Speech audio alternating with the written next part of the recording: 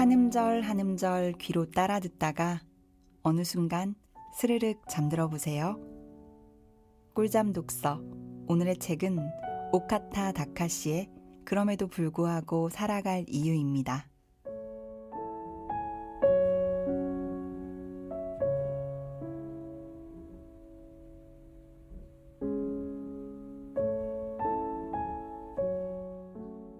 자신답게 살 수 없는 사람에게.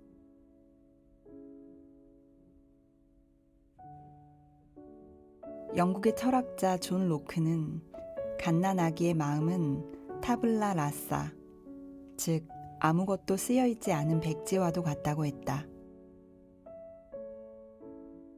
안타깝게도 사람은 완전한 백지로 태어나지는 않은 듯하다. 선천적이고 유전적인 특성을 갖고 태어날 뿐만 아니라 양육자인 아버지와 어머니가 이미 존재하고 이들은 두 일가의 오래된 역사를 등에 짊어지고 있다. 인간은 태어났을 때부터 자유로운 가능성으로 가득 찬 것처럼 보이지만 실제로는 많은 제약을 안고 있고 거기에 구속되기 마련이다. 실제로 유전 요인과 양육 환경 요인이 미치는 영향을 조사한 연구 결과에 따르면 유년기부터 청년기에 걸쳐서는 양육 환경의 요인이 강하게 나타나기 쉽다. 그에 비해 연령이 높아질수록 유전 요인이 위력을 발휘하기 시작하는데 이와 동시에 성장한 가정과 부모에게서 받은 영향과는 다른 당사자가 직접 겪은 체험의 영향도 강해진다. 그러므로 그 사람이 어떤 생활 방식을 갖고 있는지에 따라 부모에 의해 저절로 짊어진 요인으로부터 어느 정도는 자유로워질 수 있다.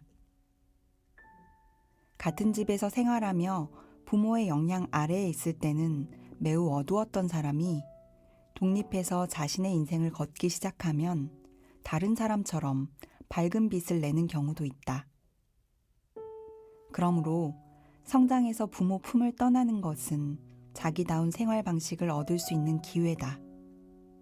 하지만 곁에 없는 부모의 영향에 계속 구속되거나 자기다운 삶을 살 기회를 스스로 놓쳐버리는 경우도 많다.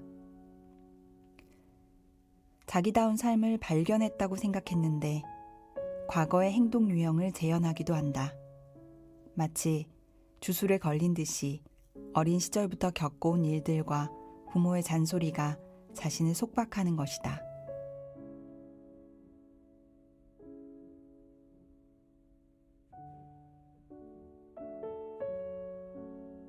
부모가 건 저주. 부모는 자신도 모르는 사이에 자녀에게 저주하는 말을 한다. 이 아이는 성공하지 못할 거야. 혼자서는 아무것도 못하는 아이야. 역시 기대하지 말아야 해. 또 이런 짓을 하다니 한심하다. 얼마나 힘들게 해야 직성이 풀리겠니? 엄마를 더 이상 슬프게 하지 마라. 등등. 이런 식의 한탄과 부정적 평가를 매일처럼 듣고 자란 아이는 자기 자신에 대해 부모를 힘들게 하는 결함투성이 인간이라고 생각하게 된다. 또한 늘 자신을 질책하는 마음을 갖게 된다. 이렇게 되면 아이는 정말 형편없는 인간이 되어버린다. 뛰어난 능력과 장점을 갖고 있다 하더라도 햇새처럼 가족과 교사를 난처하게 만드는 골칫거리로 문제아로 전락하고 만다. 능력을 발휘하지 못하는 것은 물론 형편없는 인간이라는 자기 부정을 자신의 마음에 새기기 때문에 더욱 큰 손실을 주게 된다. 이렇듯 어릴 적에 내리고 각인된 스스로에 대한 평가는 오랫동안 자기 자신을 구속한다. 그 주술로부터 평생 벗어나지 못하는 사람도 있고 어느 시점에 자신을 되찾는 사람도 있다.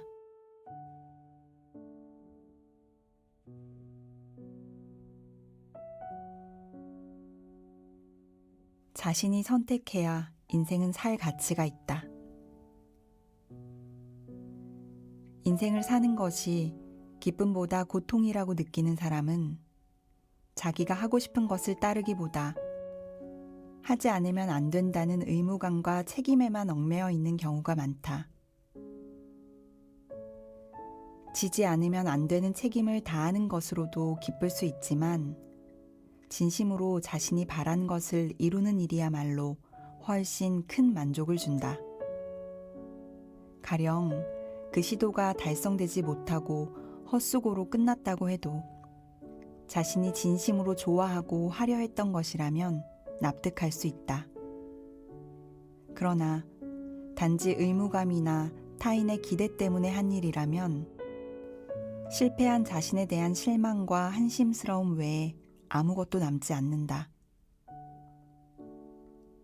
자신을 타인의 기대에 응하지도 못하는 미련하고 무능한 존재로 느끼게 된다. 시각장애인 사회심리학자 시나 아이엔가는 저서 선택의 심리학을 통해 똑같은 일을 했어도 본인이 선택한 일일 경우에 얻을 수 있는 기쁨과 만족이 현격히 더 크다는 사실을 다양한 자료로 입증한다.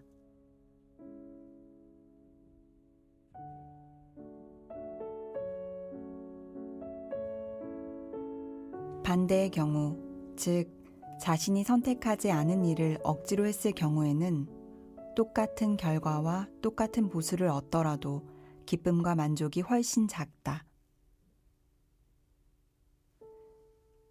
자기 의사로 인생을 선택할 수 있는 사람과 그렇지 못한 사람의 차이는 무엇일까? 선택의 심리학에서는 그것과 관련해 개를 사용한 실험을 소개한다. 두 집단의 개들을 똑같이 불쾌한 전기 충격이 가해지는 실험용 상자에 넣었다. 한 집단의 개들은 머리나 코로 옆 채널을 누르면 전기 충격을 멈출 수 있게 했고, 다른 집단의 개들은 아무리 몸부림을 쳐도 전기 충격을 멈출 수 없게 했다. 그렇게 통제력이 주어지거나 또는 전혀 주어지지 않는 상황에서 개들이 각자 배운 것을 어떻게 활용하는지 보기 위해 또 다른 실험용 상자에 개들을 넣었다. 그 상자는 낮은 벽으로 분리되어 있었는데 개가 있는 바닥에는 주기적으로 전기가 흐르고 벽으로 분리된 반대편 바닥에는 전기가 흐르지 않게 했다. 앞선 실험에서 자신의 힘으로 전기 충격을 멈출 수 있던 개들은 전류를 피하는 요령을 금방 터득했다. 하지만 전기 충격을 멈출 수 없던 개들은 바닥에 웅크린 채 불쾌한 자극을 견뎌낼 뿐이었다. 요컨대 불쾌한 시련을 자기 힘으로 통제할 수 있다고 학습하느냐, 불쾌한 시련을 견딜 수밖에는 없다고 학습하느냐에 따라 그 후의 행동 방식이 완전히 달라졌다. 이것은 자기 인생이 불합리한 것이어도 운명이라고 체념하고 순종하고 살지, 아니면 자기 의사로 다른 인생을 선택할지, 그 삶의 방식 차이가 어디서 생겨나는가 하는 물음을 생각할 때 힌트가 될 수 있다. 의존성 인격장애라 불리는 타입의 사람은 주위가 결정한 것, 강요한 것을 거스릴 수 없다. 불합리한 요구에도 아니라고 말하지 못한다. 상대의 기분이 상할까봐 걱정해서 상대의 의향에 맞춰버린다. 이런 타입의 사람은 인생의 덫에 빠지기 쉽다.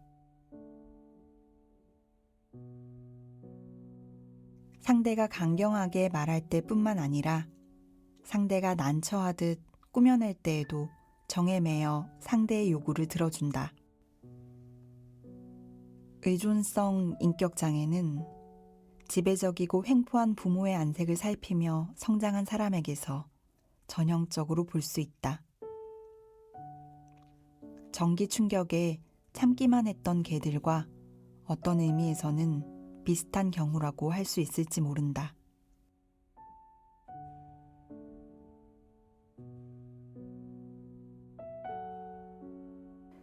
그들은 운명을 받아들이고 견딜 수밖에 없는 것이라고 학습한 것이다. 그것은 사실이 아니라 편견에 불과하지만 그 사람은 실제로 무력한 것이 아니라 자신은 무력해서 정해진 운명을 거스를 수 없다고 믿고 있을 뿐이다.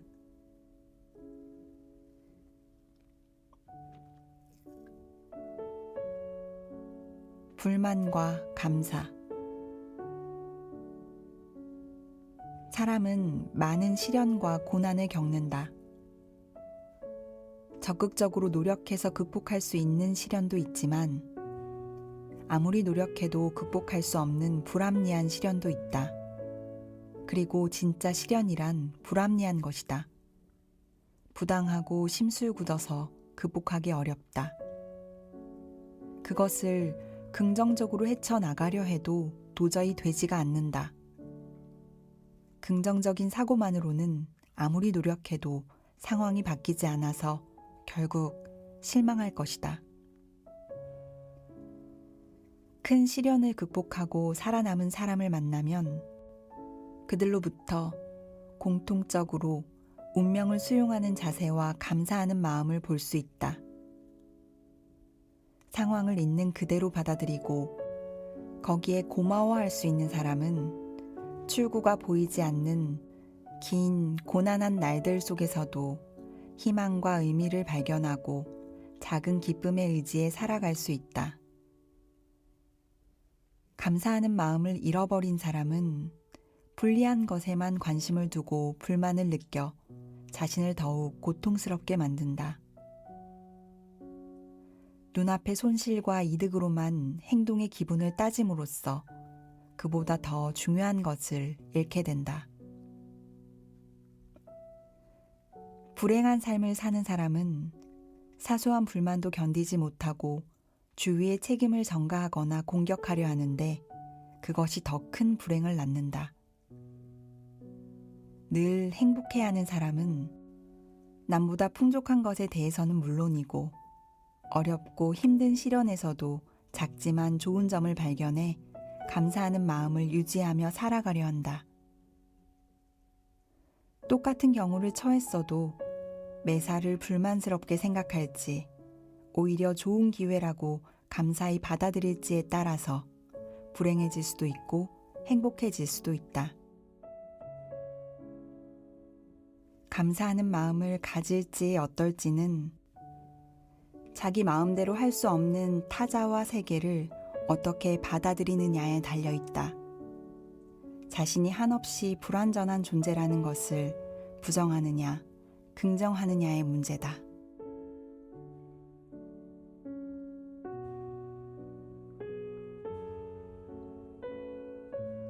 감사하는 것이란 자신에게 불리한 점이 많더라도 지금 이렇게 살아있다는 데 의미를 두고 그것을 긍정하는 것이다. 감사하는 마음을 갖지 못하는 사람은 자신이 할 수 없는 것 또한 자신에게 주어지지 않은 것이나 자신에게 불리한 상황을 자신에 대한 공격, 적이, 구속으로 받아들이기 쉽다. 자신을 부정한다고 인식하기도 한다. 자신에게 한계가 있다는 사실 자체가 화나고 불만스럽다. 뭐든 이룰 수 있고 모든 것을 손에 넣을 수 있는 자신이야말로 이상적인 자신이다. 감사하는 마음을 가질 수 있는 사람은 자신이 할 수 없는 것, 자신에게 주어지지 않은 것, 자신에게 불리한 상황이 자신을 부정하는 것이라고 결코 여기지 않는다. 그런 어려움과 불쾌함조차 이렇게 주어지는 데는 뭔가 의미가 있을 것이고 그것은 하나의 은혜라고 생각한다. 유한한 존재이기 때문에 자신을 초월하는 힘과 의미를 찾는 것이다. 단, 감사라는 결론이 지나치게 전제되면 사람을 구속하는 의무가 되어버리기도 한다. 착한 아이, 좋은 사람에게 자주 볼 수 있는데 강요된 감사는 그 사람을 자유롭게 못하게 해서 본래의 인생을 빼앗아 버릴 수 있다. 때로는 반대의 인생을 걷게 할 수도 있다. 매사에 감사하는 마음은 여러 시련을 극복해 나가는 가운데 긴 시간을 두고 이르게 되는 경지다.